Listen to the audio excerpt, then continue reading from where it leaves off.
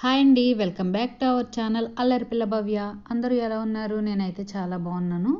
మీకు చూస్తుంటేనే అర్థమైపోతుంది కదా నేను ఏం రెసిపీ చేస్తున్నానో. కోడిగుడ్డు పులుసు అండి. ముందుగా నా వీడియోని ఎవరైతే ఫస్ట్ టైం చూస్తున్నారో నా వీడియోని సబ్స్క్రైబ్ చేసుకోండి. అలా సబ్స్క్రైబ్ చేసుకోవడం వల్ల నేను పెట్టే ప్రతి వీడియో మీకు నోటిఫికేషన్ ద్వారా వస్తాయన్నమాట. ఇప్పుడు ఈ ఎగ్ పులుసుని థిక్ గ్రేవీతో ఎలా పెట్టుకోవాలో చూసేద్దామండి. ముందుగా మనం ఎగ్స్ని బాయిల్ చేసుకోవాలి. ఈ కోడిగుడ్లని బాయిల్ చేసుకునే ముందు మనం అందులో కళ్ళుప్పు వేసుకొని ఉడికించుకుంటే మనకి ఎగ్స్ పైన ఉన్న షెల్స్ అన్నీ కూడా నీట్గా ఊడి వచ్చేస్తాయండి, ముక్కలు అవ్వకుండా.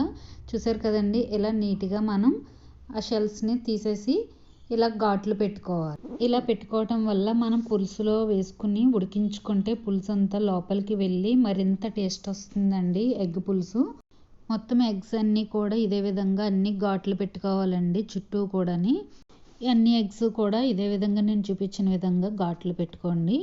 ఇలా ఘాట్లు పెట్టుకొని మనం ఈ ఎగ్స్ని పక్కన పెట్టుకుందాం. ఇప్పుడు మనం కర్రీకి ప్రిపరేషన్ కోసం ఆనియన్స్ని కట్ చేసుకోవాలండి. ఈ ఆనియన్స్ని నేను చాపర్లో వేసి కట్ చేసుకున్నానండి. ఇలా చాపర్లో వేసి కట్ చేసుకుంటే చాలా సన్నగా చిన్న చిన్న ముక్కలుగా వస్తాయన్నమాట. ఈ పులుసు చిక్కగా రావాలంటే టిప్ ఏంటంటే ఇలా చిన్నగా చాలా సన్నగా కట్ చేసుకోవాలండి పులుసు అనేది. అప్పుడే చాలా చిక్కగా వస్తుంది మనకి. చాపర్ లేకపోయినా పర్వాలేదండి, మామూలుగా మీరు ఎలా కట్ చేసుకుంటారో అదే విధంగా కట్ చేసుకోండి. ఇప్పుడు స్టవ్ పైన ఒక బాండీ పెట్టుకొని అందులో 1.5 టేబుల్ స్పూన్ ఆయిల్ వేసుకోవాలి. ఆయిల్ హీట్ అయిన తర్వాత కొంచెం సాల్ట్ని యాడ్ చేసుకోవాలండి. ఎందుకంటే సాల్ట్ ఎగ్స్ ఫ్రై చేసుకున్నప్పుడు మనకు అవి చక్కగా గుల్లగా ఫ్రై అవుతాయండి. ఆయిల్ అంతా లోపలికి పీల్చుకుని అడుగు అంటుకుపోకుండా మనకి ఎగ్స్ అన్నీ కూడా చక్కగా ఫ్రై అవుతాయి అన్నమాట. ఇవన్నీ కూడా గోల్డ్ కలర్లోకి ఫ్రై చేసుకుని మనం ఒక గిన్నెలోకి ట్రాన్స్ఫర్ చేసుకోవాలి. ఇప్పుడు ఇవి ఫ్రై అయిపోయినాయి కదండి, ఇవి పక్కన పెట్టేసుకుందాము.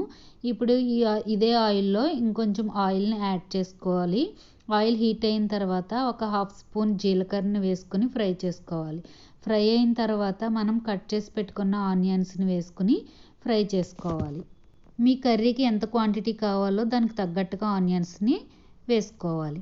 నేనైతే ఒక పెద్ద మీడియం సైజ్ ఉల్లిపాయలు రెండు ఉల్లిపాయలను తీసుకొని కట్ చేసుకున్నానండి. ఇవి ఫ్రై అవుతున్నాయి కదా, ఇప్పుడు కొంచెం సాల్ట్ కూడా వేసుకొని ఫ్రై చేసుకుందాం. ఇలా ఫ్రై చేసుకోవటం వల్ల త్వరగా మగ్గుతాయి అన్నమాట. పక్కన ఉల్లిపాయలు మగ్గుతూ ఉంటాయండి. ఇందులో మనం పులుసు కోసం చింతపండుని నానపెట్టుకోవాలి. నేను ఒక నిమ్మకాయ సైజ్ అంత చింతపండుని నానపెట్టుకుంటున్నానండి. నేను తీసుకున్న క్వాంటిటీకి సరిపోతుందన్నమాట. మీరు ఎంత కావాలో పులుపుకు తగ్గట్టుగా మీరు తీసుకుని నానపెట్టుకోండి. ఇప్పుడు ఈ ఆనియన్స్ కలర్ చేంజ్ అయినాయండి. చూడండి, గోల్డెన్ కలర్లోకి వచ్చేసినాయి కదా. ఇలా ఫ్రై అయితే సరిపోతాయి అన్నమాట. కొంచెం టైం ఎక్కువే తీసుకుంటుందండి. నేను షార్ట్ కట్లో చూపించాను ఆనియన్స్ ఫ్రై అవ్వటానికి.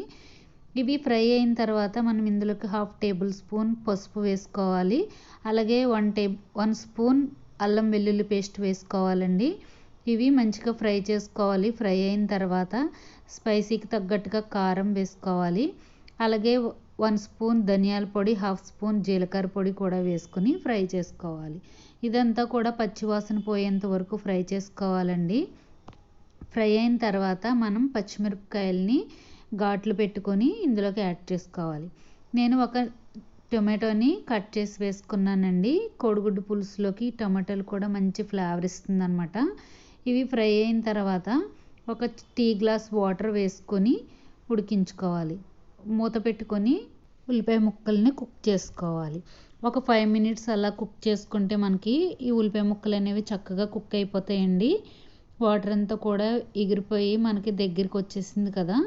ఉల్లిపాయ ముక్కల్ని వాటర్ వేయకుండానే డైరెక్ట్గా పులుసు పోసేసుకుంటారండి. అలా అయితే మనకి ముక్కలు కింద ఉండిపోయి చిక్కగా గ్రేవీలా రాదనమాట. ఇలా ముందు వాటర్ వేసి ఉల్లిపాయ ముక్కల్ని కుక్ చేసుకున్న తర్వాత చింతపండు రసం వేసుకోవాలి. ముందుగా నానబెట్టుకున్న చింతపండు రసాన్ని గుజ్జు కింద తీసుకుని పులుసులోకి యాడ్ చేసుకున్నాను.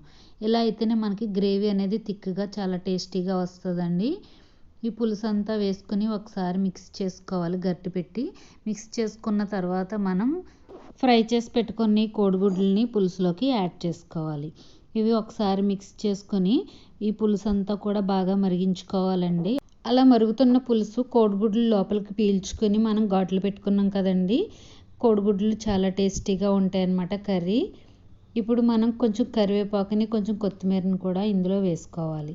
ఈ ఫ్లేవర్ కూడా మొత్తం పులుసు అంతటికి పట్టి మంచి టేస్ట్ని ఇస్తుందండి. చాలా అంటే చాలా టేస్టీగా ఉంటుంది. ఇది రైస్లోకి కాకుండా మనం చపాతీలోకి కూడా తినొచ్చు అనమాట. చాలా టేస్టీగా ఉంటుంది.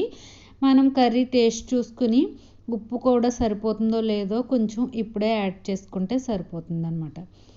మనం మూత పెట్టుకొని మీడియం ఫ్లేమ్లో పెట్టుకుని ఒక 5 మినిట్స్ ఉడికించుకోవాలండి. తర్వాత ఇంకొక 5 మినిట్స్ లో ఫ్లేమ్లోకి మంటను టర్న్ చేసుకొని కుక్ చేసుకోవాలి. అప్పుడు మనకి ఆయిల్ కూడా సపరేట్ అయ్యి గ్రేవీ అనేది చిక్కబడుతుందండి. చూపిస్తున్నాను చూడండి. పులుసు కూడా చాలా చిక్కగా దగ్గరికంటా వచ్చింది కదా.